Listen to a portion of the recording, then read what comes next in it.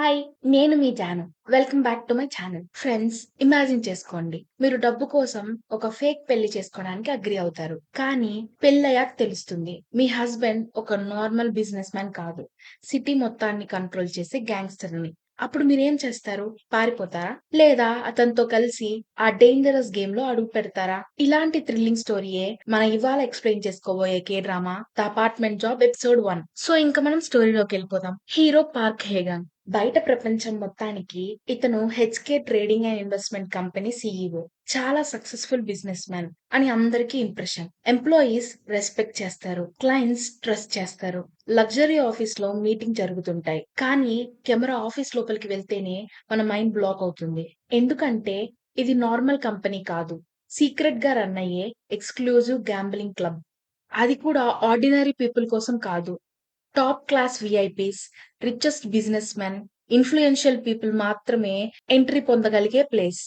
లక్షలు కాదు, కోట్ల రూపాయలు ఒక సింగిల్ గేమ్‌లో లూజ్ అవ్వడం ఇక్కడ కామన్ మ్యాటర్. మన హీరో కామ్‌గా అందరిని అబ్జర్వ్ చేస్తూ వాక్ చేస్తుంటాడు. ఫేస్‌లో స్మైల్ ఉంటుంది. కానీ మైండ్ మాత్రం ఎప్పుడు కాలిక్యులేషన్స్‌లోనే ఉంటుంది. మన హీరో హేగాంగ్ ఎప్పుడు సింగిల్‌గా వర్క్ చేయడు. తన దగ్గర ముగ్గురు మోస్ట్ ట్రస్టెడ్ పీపుల్ ఉంటారు. Right hand man Gangnam. సిట్యుయేషన్స్‌ని సెకండ్స్‌లో హ్యాండిల్ చేసే mastermind. Left hand man జేగిల్. హ్యాకింగ్, ప్లానింగ్, ఎగ్జిక్యూషన్‌లో ఎక్స్‌పర్ట్. ఇంకో క్లోజ్ మెంబర్ బిగ్ గాయ్. టీమ్‌లో కామెడీ క్రియేట్ చేస్తూనే అవసరమైతే లైఫ్ రిస్క్‌లో పెట్టడానికి కూడా రెడీ. వీళ్ళు ఎంప్లాయీస్ మాత్రమే కాదు. More than employees like a family. అప్పుడే తన రైట్ హ్యాండ్ మ్యాన్ వచ్చి ఒక కస్టమర్‌ని చూపిస్తాడు. సార్, ఇతను రీసెంట్‌గా చాలా ఫ్రీక్వెంట్‌గా వస్తున్నాడు. మన హీరో అతని వైపు ఒక లుక్కేస్తాడు. ఏం చేస్తాడతను? అని అడుగుతాడు. Apartments facility manager sir. Answer విని హీరో కొంచెం సర్ప్రైజ్ అవుతాడు. ఒక అపార్ట్మెంట్ మేనేజర్ దగ్గర ఇంత మనీ ఎలా ఉంది? కానీ ఇమ్మీడియేట్‌గా ఏం రియాక్ట్ అవ్వకుండా ఆ ఇన్ఫర్మేషన్‌ని మైండ్‌లో సేవ్ చేసుకుంటాడు. ఎందుకంటే హీరోకొక హాబిట్ ఉంది. ఎవరిని ఫేస్ వాల్యూతో జడ్జ్ చేయడు. ప్రతి మనిషి వెనకాల ఒక సీక్రెట్ ఉంటుందని నమ్ముతాడు. ఇప్పుడు మనం హీరో వర్క్ స్టైల్ చూద్దాం. హీరో దగ్గర లోన్ తీసుకొని రీపే చెయ్యని వాళ్ళకి ఈజీ ఎస్కేప్ అనే ఆప్షనే ఉండదు. ఒక కస్టమర్‌ని ఆఫీస్‌కి పిలుస్తాడు. ఆ కస్టమర్ టెన్షన్‌తో చెప్తాడు. "కొంచెం టైం ఇవ్వండి. నా అపార్ట్‌మెంట్ అమ్మేసి మీ మనీ రిటర్న్ ఇస్తాను." కానీ హీరో ఆల్రెడీ అన్ని డీటెయిల్స్ కలెక్ట్ చేస్తాడు. కామ్‌గా చైర్‌లో బ్యాక్‌కి లీన్ అయ్యి, "నీ అపార్ట్‌మెంట్ మార్కెట్ వాల్యూ ఎంతో, ఆ ఏరియాలో హౌస్ సేల్ అవ్వడానికి ఎంత టైం పడుతుందో, బ్యాంక్ అకౌంట్‌లో ఎంత బాలన్స్ ఉందో అన్నీ నాకు తెలుసు." కస్టమర్ ఫేస్ మారిపోతుంది. ఎస్కేప్ అవ్వడం ఇంపాసిబుల్ అని అర్థమైపోతుంది. మన హీరో ఎప్పుడు వాయిస్ కూడా రైజ్ చేయడు. కనీసం బెదిరించడు కూడా. కానీ తన ఇన్ఫర్మేషన్ పవర్‌తో అపోజిట్ పర్సన్‌ని కంప్లీట్‌గా కార్నర్ చేస్తాడు. అలా లీగల్ డాక్యుమెంట్స్ యూజ్ చేసి స్మార్ట్‌గా తన మనీ రికవర్ చేసుకుంటాడు. ఇక్కడ మనకు అర్థమవుతుంది. ఇతను వైలెంట్ గ్యాంగ్‌స్టర్ కాదు. బ్రెయిన్ యూజ్ చేసే బిజినెస్ మ్యాన్. కానీ అవసరమైతే రూత్‌లెస్ డెసిషన్స్ కూడా తీసుకోవడానికి రెడీ అవుతాడు. ఇప్పుడు మన హీరోయిన్ కంహారి. మరి మన హీరోయిన్ 'హారి' గురించి మాట్లాడుకుంటే, తన లైఫ్ మన హీరో 'హేగంగ్' లైఫ్‌కి ఆపోజిట్. లాయర్ అవ్వాలనేదే తన బిగ్గెస్ట్ డ్రీమ్. కానీ రిపీటెడ్‌గా బార్ ఎగ్జామ్స్ ఫెయిల్ అవ్వడం వల్ల ఇప్పటి వరకు పర్మనెంట్‌గా లాయర్ అవ్వలేకపోతుంది. ప్రస్తుతం ఒక లా ఫర్మ్‌లో లీగల్ కన్సల్టెంట్‌గా వర్క్ చేస్తూ, డబ్బులు సరిపోకపోవడం వల్ల వీకెండ్స్‌లో ఫ్రీ టైమ్ దొరికిన ప్రతిసారి టెంపరరీ జాబ్స్ చేస్తూ తన ఎక్స్‌పెన్సెస్‌ని మేనేజ్ చేస్తుంది. కానీ తన ఫ్యామిలీకి మాత్రం ఆల్రెడీ లాయర్ అయిపోయిందని అబద్ధం చెప్తుంది. ఈరోజు తనకి వచ్చిన జాబ్ ఏంటంటే, ఒక స్కూల్ ఈవెంట్‌లో ఫేక్ మదర్ క్యారెక్టర్ ప్లే చేయడం. రియల్ మదర్ కాకపోయినా ఒక చైల్డ్ మదర్ లాగా యాక్ట్ చేయాలి. రేస్‌లో పార్టిసిపేట్ అవ్వాలి.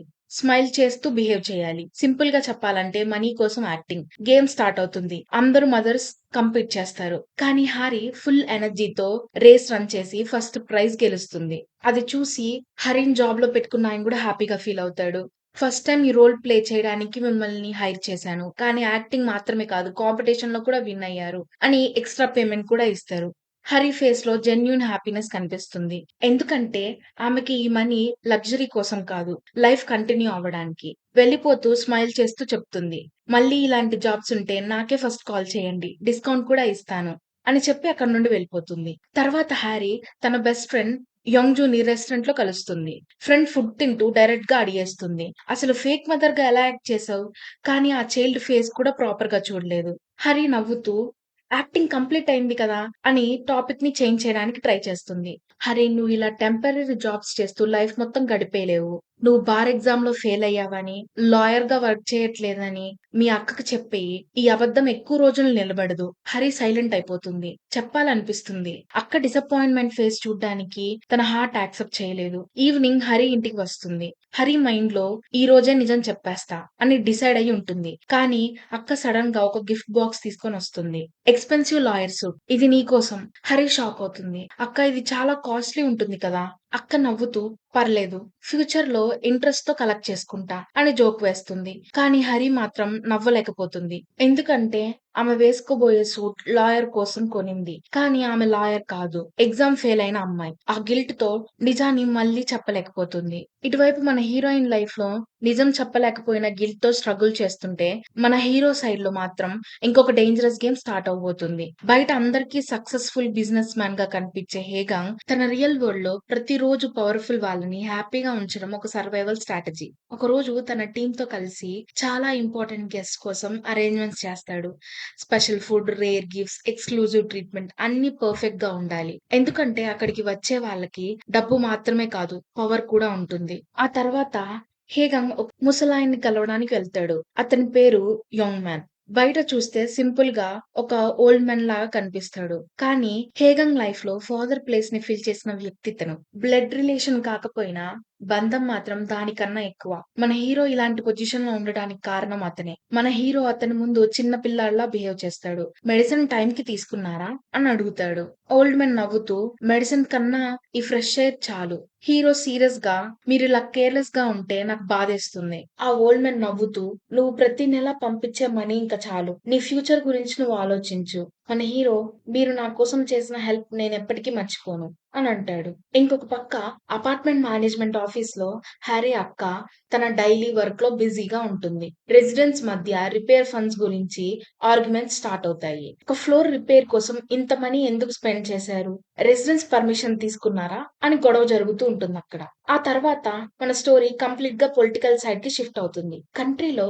ఇన్‌ఫ్లూయెన్స్ ఉన్న కొన్ని పవర్‌ఫుల్ పర్సనాలిటీస్ ఒక ప్రైవేట్ క్లబ్‌లో కలుస్తారు. Prosecutors, media owners, business man, high ranking officials అందరూ ఎంతో పెద్ద పెద్ద వాళ్ళు. కానీ తలుపుల వెనకాల మాత్రం పవర్‌ని ఎలా కంట్రోల్ చేయాలి, ఫ్యూచర్ ప్లాన్స్ ఏంటి అన్నీ డిస్కస్ చేస్తూ ఉంటారు. ఇది చూడ్డానికి నార్మల్ చెట్లు పెంచే ఇలాంటి క్లబ్‌గా ఉన్నా కూడా అది చాలా పవర్‌ఫుల్ క్లబ్. సో, అందుకే ఆ పవర్‌ఫుల్ క్లబ్‌లో జాయిన్ అవ్వడానికి ఎంతో మంది వెయిట్ చేస్తూ ఉంటారు. అలాగే ఒక రిటైర్డ్ పోలీస్ ఆఫీసర్ కొత్త మెంబర్‌గా ఆ క్లబ్‌లో జాయిన్ అవ్వాలనుకుంటాడు. లీడర్ కామ్‌గా ఒక కండిషన్ చెప్తాడు. మా క్లబ్‌లో జాయిన్ అవ్వాలంటే నీ లాయల్టీ మాత్రమే సరిపోదు. మాసివ్ ఇన్వెస్ట్‌మెంట్ కావాలి. ఈ క్లబ్‌లో జాయిన్ అవ్వాలంటే మెంబర్‌షిప్ ఫీ 10 బిలియన్ వోన్ ఇన్వెస్ట్‌మెంట్ చేయాలి. ఆ అమౌంట్ విని ఆ ఆఫీసర్ ఫేస్ ఎక్స్‌ప్రెషన్ కంప్లీట్‌గా మారిపోతుంది. అంత మనీ తన దగ్గర లేదు. కానీ పవర్ కోసం ఏ రిస్క్ అయినా చేయడానికి రెడీగా ఉంటాడు. ఆ మీటింగ్ అయ్యాక ఆ రిటైర్డ్ పోలీస్ ఆఫీసర్ తనెంతో బాగా నమ్మే senior police investigation chief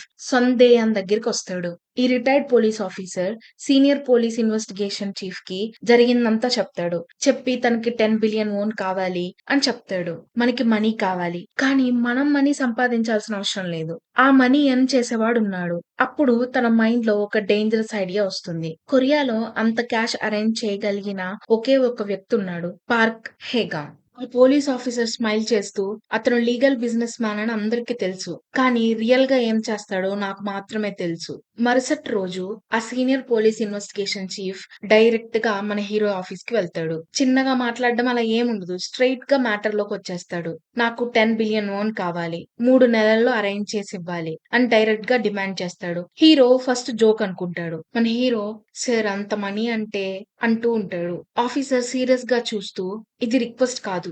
requirement. ఆఫీస్‌లో అట్మాస్ఫియర్ ఒక్కసారిగా సైలెంట్ అయిపోతుంది. మన హీరోకి సిట్యుయేషన్ తన కంట్రోల్‌లో లేదని ఫీలింగ్ స్టార్ట్ అవుతుంది. అతను కామ్‌గా నా దగ్గర ఇప్పుడు అంత క్యాష్ లేదు. ఆ పోలీస్ ఆఫీసర్ చైర్‌లో నుంచి లేచి పర్లేదు. ఇప్పుడు నేను నా వేలో ఈ మనీ కలెక్ట్ చేస్తా అని వెళ్ళిపోతాడు. ఆ డైలాగ్ సింపుల్‌గా అనిపించినా అది హీరో లైఫ్‌ని కంప్లీట్‌గా రివర్స్ చేసే వార్నింగ్. నెక్స్ట్ మార్నింగ్ హీరో ఆఫీస్‌కి వచ్చేసరికే బయట మొత్తం పోలీస్ వెహికల్‌తో నిండిపోతుంది. సెర్చ్ ఆపరేషన్ స్టార్ట్ అయిపోతుంది. పోలీస్ ఒక్కొక్కరిగా తన ఎంప్లాయీస్‌ని సంకెళ్ళు వేసి తీసుకొని వెళ్ళిపోతూ ఉంటారు. తన రైట్ హ్యాండ్ మ్యాన్‌ని, లెఫ్ట్ హ్యాండ్ మ్యాన్‌ని ఇంకా మిగతా టీమ్ అందరిని అరెస్ట్ చేస్తారు. కానీ హీరోకి బిగ్గెస్ట్ షాక్ ఏంటంటే యంగ్ మ్యాన్‌ని కూడా పోలీస్ అరెస్ట్ చేసి తీసుకొని వెళ్ళిపోతారు. అదే నైట్ మన హీరో తన దగ్గర ఉన్న క్యాష్ మొత్తం కలెక్ట్ చేసి ఒక బ్యాగ్ లో తీసుకొని పోలీస్ ఆఫీసర్ ఇంటికి బయలుదేరతాడు. మన హీరో, "సార్, నా దగ్గర ఇప్పుడు అరేంజ్ చేయగలిగిందంతా ఇదే. దయచేసి నా వాళ్ళని రిలీజ్ చేయండి" అని చెప్తాడు. పోలీస్ ఆఫీసర్ బ్యాగ్ ఓపెన్ చేసి మనీ చెక్ చేస్తాడు. అప్పుడే మన హీరో లైఫ్ లో ఫస్ట్ టైం పోలీస్ ముందు మోకాళ్ళ మీద కూర్చుంటాడు. తన ఈగో మొత్తం పక్కన పెట్టేసి, "ప్లీజ్ సార్, నా టీం ని వదిలేయండి. యంగ్ మ్యాన్ ని కూడా రిలీజ్ చేయండి. వాళ్ళు నా ఫ్యామిలీ లాంటి వాళ్ళు" అని ఆల్మోస్ట్ రిక్వెస్ట్ చేస్తాడు. పోలీస్ ఆఫీసర్ మాత్రం, "నీ ఎంప్లాయీస్ ని రిలీజ్ చేస్తా, కానీ యంగ్ మ్యాన్ మాత్రం బయటకు రాడు. అతను నా ఇన్సూరెన్స్. 3 నెలల్లో 10 బిలియన్ వోన్ అరేంజ్ చేసి నాకిస్తే అప్పుడు అతన్ని రిలీజ్ చేస్తా. అప్పటి వరకు అతను జైల్లోనే ఉంటాడు." ఆ మాటలు విని హీరో కోపాన్ని కంట్రోల్ చేసుకుంటాడు. కానీ ఏం చెయ్యలేని హెల్ప్‌లెస్ సిట్యుయేషన్. కొన్ని నిమిషాల తర్వాత పోలీస్ తన టీమ్‌మేట్స్ ని రిలీజ్ చేస్తారు. వాళ్ళు బయటకి వచ్చిన వెంటనే first question, "boss, young man ఎక్కడా?" హీరో, "ఇంకా లోపలే ఉన్నాడు. ఇంకా 3 నెలల్లో 10 బిలియన్ వోన్ అరేంజ్ చేయలేకపోతే యంగ్ మ్యాన్ ని రిలీజ్ చేయమని పోలీస్ ఇన్వెస్టిగేషన్ చీఫ్ క్లియర్ గా వార్నింగ్ ఇస్తాడు." రూమ్ మొత్తం సైలెంట్ గా ఉంటుంది. అందరి ఫేసుల్లో టెన్షన్ క్లియర్ గా కనిపిస్తుంది. ఒకడు చెప్తాడు, "బాస్, ఇప్పుడు ఏం చేద్దాం?" ఇంకొకడు, "పోలీస్, పొలిటీషియన్స్ వాళ్ళందరి ముందు మనం ఏం చేయలేం." హేగంగ్ వాళ్ళందరినీ ఒక్కసారి చూస్తాడు. కామ్ గా మాట్లాడడం స్టార్ట్ చేస్తాడు. "నా గురించి మీరు ఆలోచించకండి. ఇది నా ప్రాబ్లం. మీరందరూ ఇక్కడి నుంచి వెళ్ళిపోయి మీ లైఫ్ ని కొత్తగా స్టార్ట్ చేయండి. యంగ్ మెన్ ని నేను ఒక్కడినే బయటకు తీసుకొని వస్తా." వాళ్ళకి ఇంకేం మాట్లాడాలో అర్థం కాక అక్కడి నుంచి వెళ్ళిపోతారు. కొంచెం సేపటి తర్వాత వెళ్ళిపోయిన వాళ్ళందరూ మళ్ళీ ఒక్కసారిగా లోపలికి వస్తారు. హేగంగ్ సర్ప్రైజ్ అయ్యి, "మీరెందుకు మళ్ళీ వచ్చారు?" ఆ టైంలో రైట్ హ్యాండ్ మ్యాన్ స్మైల్ చేస్తూ చెప్తాడు, "బాస్, మీరిప్పటికీ మమ్మల్ని ఎంప్లాయీస్ గానే అనుకుంటున్నారా?" జేగిల్ కంటిన్యూ చేస్తూ, "యంగ్ మ్యాన్ సార్ మాకు బాస్ మాత్రమే కాదు, కష్టంలో ఉన్నప్పుడు మాకు అండగా నిల్చున్న మనిషి. మీరు కూడా మాకు సీఈఓ మాత్రమే కాదు, ఫ్యామిలీ లాగా. ఫ్యామిలీని ఇలా ప్రాబ్లం వచ్చిందని వదిలేసి వెళ్ళిపోతే అది ఫ్యామిలీ ఎలా అవుతుంది బాస్? మీ ఇద్దరు మా కోసం ఎన్నో చేశారు. ఇప్పుడు మా టర్న్." ఆ మాట విని ఫస్ట్ టైం హీరో ఐస్ లో ఎమోషన్ కనిపిస్తుంది. కానీ ఆ ఎమోషన్ ని బయటకు చూపించకుండా చిన్న నవ్వు నవ్వుతాడు. "ఇది ఈజీ జర్నీ కాదు. తర్వాత రిగ్రెట్ అవ్వకండి." వాళ్ళందరూ ఒక్కసారిగా నవ్వుతూ, "మీ పక్కనే ఉంటాం లాస్ట్ వరకు" అని అంటారు. అప్పుడే హీరోకి అర్థమవుతుంది, తన దగ్గర ఉన్న వాళ్ళందరూ శాలరీ కోసం వర్క్ చేసే ఎంప్లాయీస్ కాదు, కష్టం, నమ్మకం, లాయల్టీతో కలిసి ఉన్న ఒక ఫ్యామిలీ. ఇక్కడ స్టోరీ ఒక ఎమోషనల్ ఫ్లాష్ బ్యాక్ కి వెళ్తుంది. కొన్ని ఇయర్స్ బ్యాక్ స్కూల్ యూనిఫామ్ వేసుకున్న మన హీరో చాలా బ్రైట్ స్టూడెంట్. ఫ్యూచర్ మీద ఎన్నో డ్రీమ్స్. కానీ ఒక రోజు తన లైఫ్ మొత్తం మారిపోతుంది. రీజన్ తన సొంత ఫాదర్. గ్యాంబ్లింగ్ కి అడిక్ట్ అయ్యి ఎన్నో అప్పులు చేసుంటాడు. తన సన్ ఫ్యూచర్ ని కూడా పట్టించుకోడు. వాళ్ళ నాన్న ఇన్ని అప్పులు చేశాడని తెలుసుకున్న మన హీరో డైరెక్ట్ గా ఆ గ్యాంబ్లింగ్ ప్లేస్ కి వెళ్ళిపోతాడు. తన ఫాదర్ ని అడుగుతాడు, "నేను మీ కొడుకునే కదా, నన్ను ఇలా వదిలేస్తారా?" అని అడుగుతాడు. కానీ వాళ్ళ ఫాదర్ కి మాత్రం ఆ గ్యాంబ్లింగే ఇంపార్టెంట్, తన కొడుకు ఫీలింగ్స్ ఇంపార్టెంట్ కాదు. దాంతో మన హీరో హార్ట్ కంప్లీట్ గా బ్రేక్ అయిపోతుంది. అప్పుడే హీరో లైఫ్ లో యంగ్ మ్యాన్ ఎంటర్ అవుతాడు. "నేను నీ రియల్ ఫాదర్ అని చెప్పను, కానీ నా దగ్గర వర్క్ చేస్తే నీ లైఫ్ ని మళ్ళీ బిల్డ్ చేసుకోవచ్చు. అలాగే మీ ఫాదర్ అప్పు కూడా తీర్చేయొచ్చు." ఆ ఒక్క ఛాన్స్ మన హీరో లైఫ్ ని సేవ్ చేస్తుంది. అప్పటి నుంచి బాస్ కాదు, ఫాదర్ లాగా ట్రీట్ చేస్తాడు. అందుకే ఇప్పుడు అతని కోసం ఎంత రిస్క్ అయినా తీసుకోవడానికి రెడీ అవుతాడు. ప్రెజెంట్ కి వస్తే మనీ కలెక్ట్ చేయడానికి హేగంగ్ టీమ్ సిటీ మొత్తం తిరుగుతుంది. వాళ్ళ దగ్గర అప్పు తీసుకున్న వాళ్ళందరి పెండింగ్ అమౌంట్స్ అంతా కలెక్ట్ చేస్తారు. కొంచెం మనీ వస్తుంది. కానీ టార్గెట్ కి కంపేర్ చేస్తే అది చాలా తక్కువ. టీమ్మేట్స్ ఫ్రస్ట్రేషన్ తో, "ఇలా కానీ మనం మనీ కలెక్ట్ చేస్తూ ఉంటే సంవత్సరాలైనా ఇది పూర్తవ్వదు." అప్పుడే మన హీరో ఒక డిఫరెంట్ ఐడియా గురించి ఆలోచిస్తాడు. జనాలే వాలంటీర్ గా మనీ స్పెండ్ చేసే ఈవెంట్ క్రియేట్ చేస్తే డిస్కషన్ స్టార్ట్ చేస్తారు. Birthday, auction, party. ఫైనల్లీ ఒక ఫన్నీ ఐడియాకి ఫిక్స్ అవుతారు. వెడ్డింగ్. వెడ్డింగ్ అంటే పెళ్ళికొడుకు ఎవరుంటారు? బాస్ మీరే. హీరో ఫేస్ మారిపోతుంది. వాళ్ళ ప్లాన్ ఏంటంటే పెళ్ళికొచ్చే ప్రతి ఒక్కరు చదివించే చదివింపులతో మనీ కలెక్ట్ చేద్దామని డిసైడ్ అవుతారు. ఎందుకంటే హీరోకి తెలిసిన వాళ్ళందరూ పెద్ద పెద్ద రిచ్ పొలిటీషియన్స్, బాడీ గార్డ్స్, పెద్ద పెద్ద వాళ్ళందరూ గ్యాంగ్‌స్టర్స్, అందరికి డబ్బులు ఎక్కువగా ఉంటాయి కాబట్టి ఈ చదివింపుల్లో ఎక్కువ మనీ వస్తదని ఇలా ప్లాన్ చేస్తారు. ఆ టీమ్‌మేట్స్ అంతా హీరోనే పెళ్ళికొడుకైతే ఎక్కువ మంది ఎక్కువ అమౌంట్ ఇస్తారు అని హీరోని కన్విన్స్ చేస్తారు. మన హీరోకి ఇంకే ఆప్షన్ లేక పెళ్లికి ఒప్పుకుంటాడు. ఇంకో పక్క హరి ఆఫీస్ లో యూజువల్ గా వర్క్ చేస్తూ ఉంటుంది. ఇంకో పక్క మన హరికి ఫోన్ వస్తుంది. తన ఫ్రెండ్ ఫోన్ చేస్తుంది. ఒక వీకెండ్ జాబ్ ఉంది. కొంచెం స్ట్రేంజ్ గా ఉంటుంది. కానీ పేమెంట్ చాలా ఎక్కువ ఇస్తా అన్నారు. హరి ఇమీడియట్ గా మనీ ఎక్కువ అవసరమని రిస్క్ అయినా యాక్సెప్ట్ చేయాలని డిసైడ్ అవుతుంది. వీకెండ్ లో హరి వాళ్ళు పెట్టిన అడ్రస్ కి రీచ్ అవుతుంది. డెకరేషన్స్ చూసి వెడ్డింగ్ వెన్యూ అని అర్థమవుతుంది. కానీ గెస్ట్ ని చూడగానే కొంచెం భయం స్టార్ట్ అవుతుంది. గెస్ట్స్ అందరూ నార్మల్ గా ఉండరు. పెద్ద పెద్ద గూండాలందరూ అక్కడే ఉంటారు. బ్యాక్ స్టేజ్ కి వెళ్ళగానే ఆర్గనైజర్ నవ్వుతూ రెడీ అవ్వు అని అంటుంది. హరి కన్ఫ్యూజ్ అయ్యి దేనికి అని అడుగుతుంది. మీరే పెళ్లి కూతురు అని చెప్తుంది. ఏంటి నేనా పెళ్లి కూతురు అని మన హీరోయిన్ షాక్ అవుతుంది. నేను పెళ్లి కూతురుగా యాక్టింగ్ చేయను అని ఇమీడియట్ గా అక్కడ నుండి బయటకు నడుస్తుంది. ఎగ్జాక్ట్లీ అప్పుడే డోర్ దగ్గర మన హీరో ఎదురవుతాడు. ఇద్దరు first time face to face చూసుకుంటారు. హరి వెళ్ళిపోవడానికి ట్రై చేస్తుంది. హీరో కామ్ గా ఒకే ఒక మాట మాట్లాడతాడు. Double payment. వెడ్డింగ్ సెరమనీ ఇంకా స్టార్ట్ అయిపోతుంది. గెస్ట్స్ అందరూ సీట్స్ లో సెటిల్ అయిపోతారు. బ్యాక్గ్రౌండ్ మ్యూజిక్, డోర్ మెల్లగా ఓపెన్ అవుతుంది. హరి హీరో చేయి పట్టుకొని స్లోగా నడుస్తూ ఎంట్రన్స్ ఇస్తుంది. అందరి కళ్ళు వాళ్ళిద్దరి మీదే ఉంటాయి. హరి స్టేజ్ దగ్గర రీచ్ అవగానే హీరో సైలెంట్ గా చెప్తాడు, రిలాక్స్, ఎవ్వరూ డౌట్ పడకుండా నాచురల్ గా బిహేవ్ చేయండి. హరి స్లోగా తలుపుతుంది. కానీ లోపల హార్ట్ మాత్రం ఫాస్ట్ గా కొట్టుకుంటూ ఉంటుంది. మొత్తం పెళ్ళంతా స్మూత్ గా కంటిన్యూ అవుతూ ఉంటుంది. గెస్ట్స్ అందరూ క్లాప్ చేస్తారు. ఫొటోస్ తీసుకుంటారు.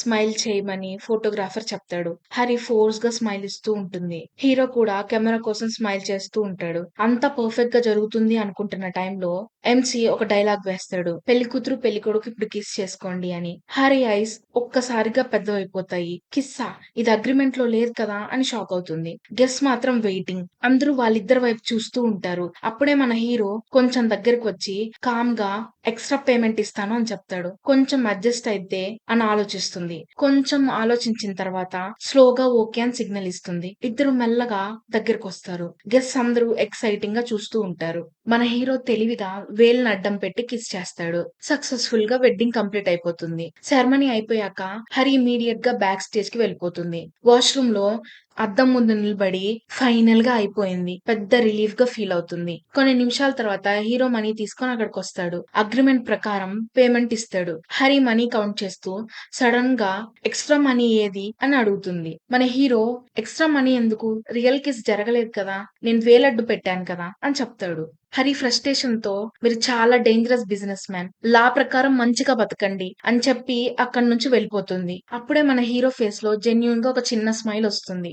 వెడ్డింగ్ లో వచ్చిన మనీ అంతా కౌంట్ చేస్తారు. ఆ మనీ కౌంట్ చేసిన తర్వాత వెడ్డింగ్ కి వచ్చిన మనీ సరిపోదు అని అర్థమవుతుంది. ఇంకా వాళ్ళకి చాలా మనీ కావాలని అర్థమవుతుంది. అప్పుడే మన హీరోకి ఇన్సోక్ గుర్తుకొస్తాడు. అపార్ట్మెంట్ ఫెసిలిటీ మేనేజర్ అయిన ఇన్సోక్ గ్యాంబలింగ్ డెన్ లో మన హీరో దగ్గర చాలా పెద్ద అమౌంట్ లోన్ తీసుకుంటాడు. కానీ ఇంకా కట్టుండడు. వెంటనే వాళ్ళందరూ కలిసి ఇన్సోక్ ని వెతకడానికి బయలుదేరతారు. కొంచెం సేపటికి ఇన్సోక్ ని పట్టుకొని హీరో అపార్ట్మెంట్ బిల్డింగ్ టెర్రస్ పైకి తీసుకొని వెళ్తారు. ఆ టెర్రస్ చివరికి తీసుకెళ్లి తాడు కట్టేసి తనని పడేయడానికి రెడీగా ఉంటారు. ఇన్సోక్ కి చాలా భయం వేస్తుంది. కిందకు చూస్తే చాలా హైట్. ఒక అడుగు తప్పితే డైరెక్ట్ గా కిందకు పడిపోయే సిచ్యువేషన్. హీరో ఇన్సోక్ తో మాట్లాడుతూ నాకు ఇవ్వాల్సిన డబ్బెక్కడా అని కామ్ గా అడుగుతాడు. ఇన్సోక్ టెన్షన్ తో బాస్, నా దగ్గర ఇప్పుడు అంత క్యాష్ లేదు అని చెప్తాడు. ఆన్సర్ విని ఆ తాడుని వదిలేయడానికి రెడీ అవుతారు. ఇన్సోక్ గట్టిగా అరుస్తూ ప్లీజ్ నన్ను కిందకు తోసేయకండి అని రిక్వెస్ట్ చేస్తాడు. హీరో ఎక్స్ప్రెషన్ మాత్రం మారదు. ఇన్సోక్ కి ఇప్పుడు ఎస్కేప్ అవ్వడం ఇంపాసిబుల్ అని అర్థమవుతుంది. కొన్ని సెకండ్స్ ఆలోచించి సడన్ గా ఒక మాట చెప్తాడు. బాస్, క్యాష్ ఇవ్వలేను, కానీ క్యాష్ కన్నా ఎక్కువ వాల్యుబుల్ అయిన ఒక ఇన్ఫర్మేషన్ మీకు ఇవ్వగలను. ఆ మాట విని హీరో అతన్ని వదిలేయమని సిగ్నల్ ఇస్తాడు. ఇన్సోక్ నన్ను నమ్మండి అంటూ తన జాకెట్ లో ఉన్న నోట్ బుక్స్ ని తీసి చూడండి అని చెప్తాడు.